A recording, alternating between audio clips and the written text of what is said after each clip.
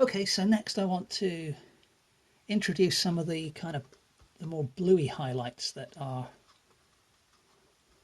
present. And I mean, these are pretty subtle in reality. So got to be kind of a little bit careful. I want them to look blue, but I don't want them to look too crazy. And when I say blue, to be honest, they're probably closer to kind of a purple. So I'm literally just grabbing a corner of the alizarin there. Whoops, I actually mixed that into the wrong bit, but we'll see if that works. Oh, that's not too bad. Okay, let's see what we can do with this. So the question is how light or dark is it, first of all? So well, that's not too bad. Okay, so I'm going to again move my way around the face, picking out little patches of colour and or putting in little bits where I think, I can, depends how you look at it, I can either where I can get away with it or where I think it'll enhance the painting. Depends on how one views these things to an extent.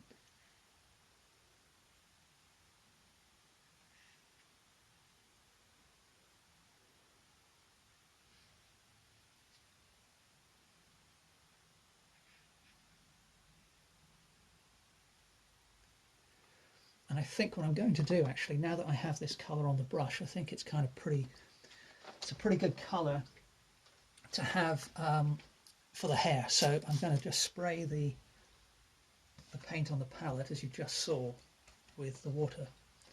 And I'm just going to fairly lightly, so ideally, it's better to do this wet in wet, and that is way too light. So what I'll do is I'll leave that bit for the moment, but I will introduce some of that colour to the beard where the tone is more appropriate. And you can see that using the flat brush in the way that I am, where the tips of the brush are a little bit frayed,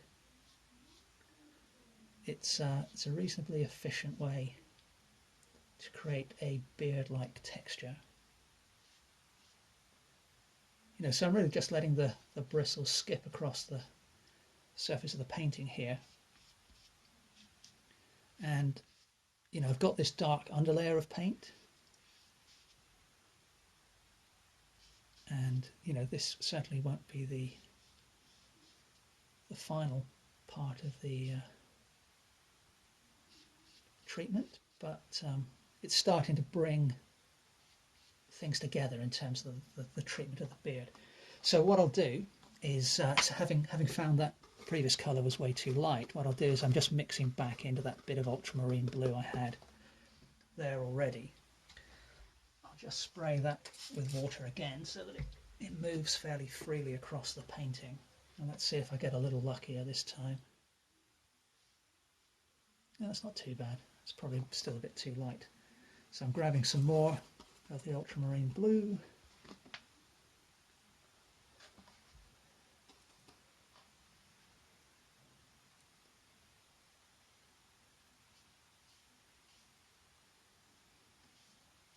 That's a little closer to what I actually intended.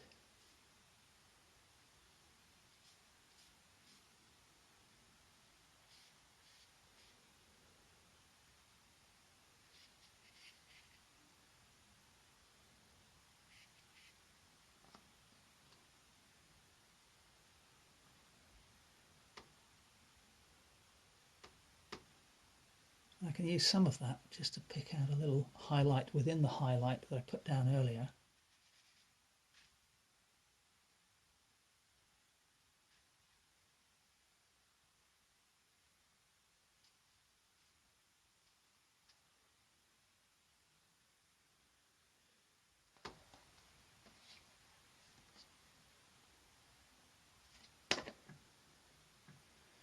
And while I'm here, what I'm doing is I'm picking out, I've just picked up a load of titanium white. My brush still has that blue on, but what I'll do is I'll use that to kind of produce a dirty mix of white blue and pick out some of the lighter areas of the beard in the way that I did before.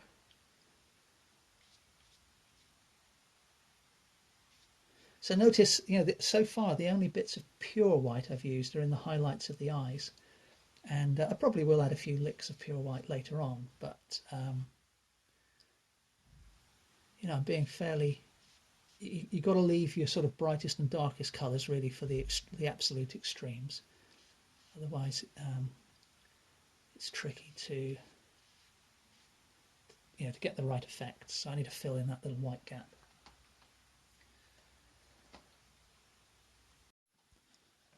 Having just worked on the beard, it's become apparent to me that there's a little bit of skin showing through below the darkest part of the beard and just above the lighter part. So I've just picked up some of that flesh tone that I had mixed up earlier and just put a little touch of that in there, and I can use some of that here where this colour I put down earlier is perhaps a little bit too light, and use that to cover up some of the white areas. I still need to do a little more work on the nose and the brow, but I'm going to tackle the mouth next.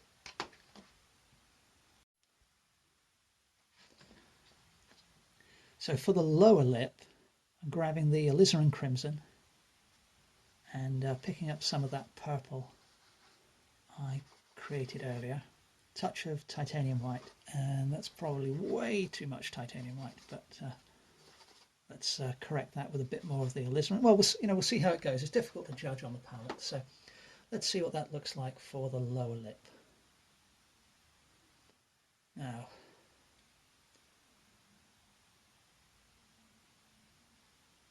it's not too bad actually.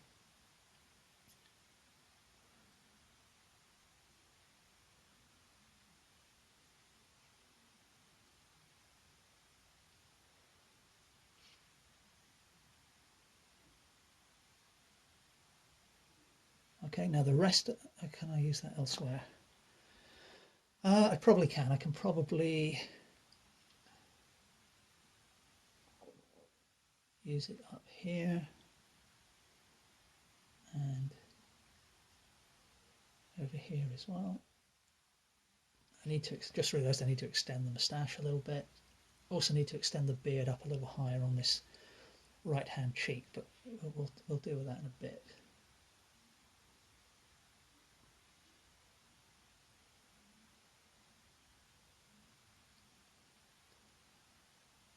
So let's just check this again. So we've got,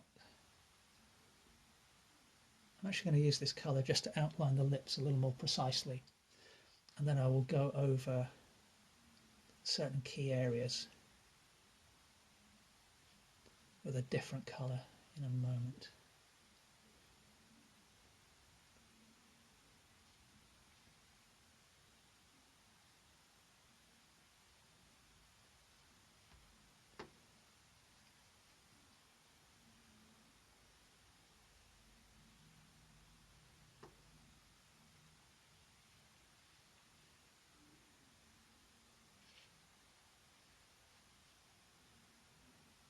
Yeah, that's not too bad in terms of shape now. Okay, so let's correct these colours. So taking that same colour and adding some titanium white, get a slightly lighter mix, just going straight over that highlight I put in earlier. It's just easier on reflection to paint in the whole thing, and then picking up a bit more white while that paint is still wet. I'll just put in a soft highlight on that lip.